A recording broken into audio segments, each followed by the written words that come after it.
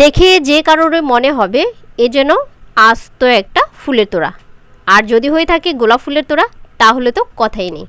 আসসালামু আলাইকুম, welcome to my page Sumaiya's kitchen. আজকে হুইপ ক্রিম দিয়ে আমি সুন্দরে ফুলের তোড়ার কেকটা ডেকোরেশন করেছি। সেজন্য প্রথমে এখানে একটা রাউন্ড কেক নিয়ে নিয়েছি, আর এটাকে হচ্ছে আমি এক পাশে একটু কম রেখে আরেক পাশে অনেক বেশি রেখে কাট করে নিয়েছি। যেমনটা স্ক্রিনে লক্ষ্য করলে দেখতে পারবেন, সেম প্রসেসে হচ্ছে আমি কাটা অংশটা উপরের দিকে দিয়ে বড় অংশটা হচ্ছে উপরে বসিয়ে দিয়েছি, আর নিচের যে ছোট অংশটা ছিল সেটা আমি কেকের নিচে দিয়েছি।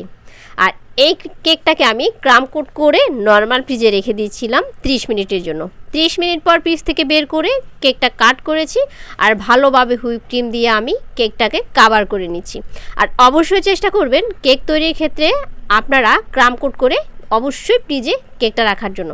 তাহলে আপনি যখন কেকটা ভালোভাবে একটা ফাইনাল লুক আনার ট্রাই করবেন অথবা ফিনিশিং আনার ট্রাই করবেন, খুব সুন্দরভাবে আপনি একটা কেক ফিনিশিং করতে পারবেন। এরপর আমি হচ্ছে ভালোভাবে হুইপ ক্রিম দিয়ে দিচ্ছি। যেহেতু এখন প্রচণ্ড গরম পড়ছে, আমি বারবার ট্রাই করছিলাম ভালো একটা ফিনিশিং আনার জন্য, কিন্তু বারবারই হচ্ছে ক্রিমটা গলে যাচ্ছে। আমি আবার নাছোড়বান্দা, এত সহজে হাল ছাড়বো না। আজকে যেহেতু বসেছি, আমি আজকেই নরম ক্রিমটা দিয়েই কিন্তু কেকটা ডেকোরেশন করে ছাড়বো ইনশাল্লাহ। এরপর আবারও উপরের অংশে আমি ভালো করে ক্রিম দিয়ে কোট করে নিচ্ছি। এরপর হচ্ছে ভালোভাবে এটাকে ফিনিশিং করার ট্রাই করব। ওই যে বললাম প্রচণ্ড গরম, ফিনিশিং আনতে গেলেও কিন্তু অ্যাব্রো থ্যাব্রো হয়ে যাবে, অনেক বেশি প্রবলেম হবে।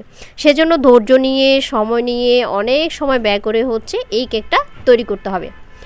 আর এই সুন্দর কেকটা যদি আপনারা চান, যেই কাউকে কিন্তু বার্থডে, অ্যানিভার্সারি, বিশেষ দিনগুলোতে গিফট করতে পারবেন।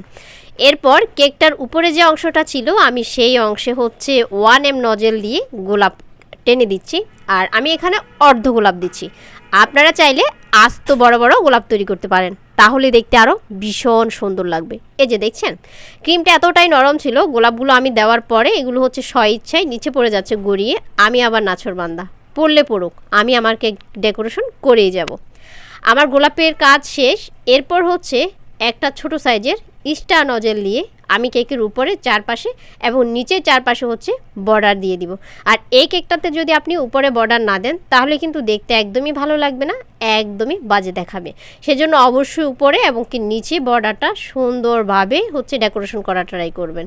আর হালকা পাতলা হচ্ছে এটাতে কেক দেখা যাচ্ছে। আমি অনেক ট্রাই করেছি, অতিরিক্ত গরমের কারণে কোনোভাবেও হচ্ছে ওভার ক্রিম দিয়ে কেকটা ডেকোরেশন করতে পারিনি।